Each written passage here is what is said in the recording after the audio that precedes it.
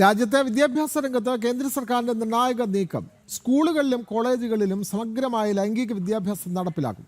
കൗമാരക്കാർക്കിടയിലെ പരസ്പര സമ്മതത്തോടെയുള്ള ബന്ധങ്ങളെ പോക്സോ നിയമപ്രകാരം ക്രിമിനൽ കേസുകളാക്കി മാറ്റുന്ന പ്രവണതയും ഒഴിവാക്കാനും കുട്ടികൾക്കെതിരെയുള്ള ലൈംഗിക അതിക്രമങ്ങൾ തടയാനും ലക്ഷ്യമിട്ടാണ് ഈ നീക്കം.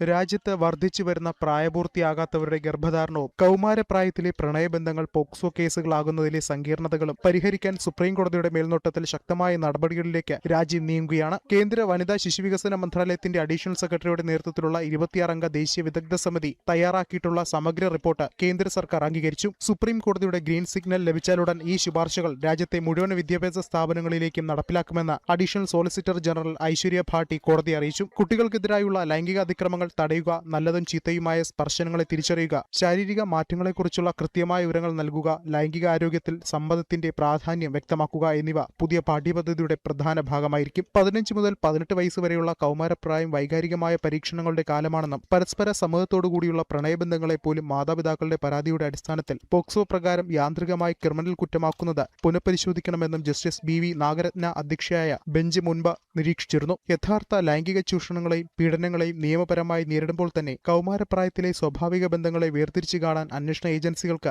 വിവേചനാധികാരം നൽകണമെന്നുള്ള ചർച്ചകളും സജീവമാണ്. കൊൽക്കത്ത ഹൈക്കോടതിയുടെ വിവാദമായ ഒരു വിധി സുപ്രീംകോടതി റദ്ദാക്കിയതിന് പിന്നാലെയാണ് കൗമാരക്കാരുടെ സുരക്ഷ ഉറപ്പാക്കാൻ നിയമപരവും വിദ്യാഭ്യാസപരവുമായ പുതിയ നീക്കങ്ങൾക്ക് തുടക്കമിട്ടത്. പുതിയ പാഠ്യപദ്ധതിയിലൂടെ കുട്ടികൾക്ക് കൃത്യമായ വിവരങ്ങൾ ലഭിക്കുമെന്നും ലൈംഗിക ചൂഷണങ്ങൾ മുൻകൂട്ടി തിരിച്ചറിഞ്ഞ് പ്രതിരോധിക്കാൻ ഇത് വരും തലമുറയെ പ്രാപ്തരാക്കുമെന്നാണ് സുപ്രീംകോടതിയുടെയും കേന്ദ്ര സർക്കാരിന്റെയും പ്രതീക്ഷ.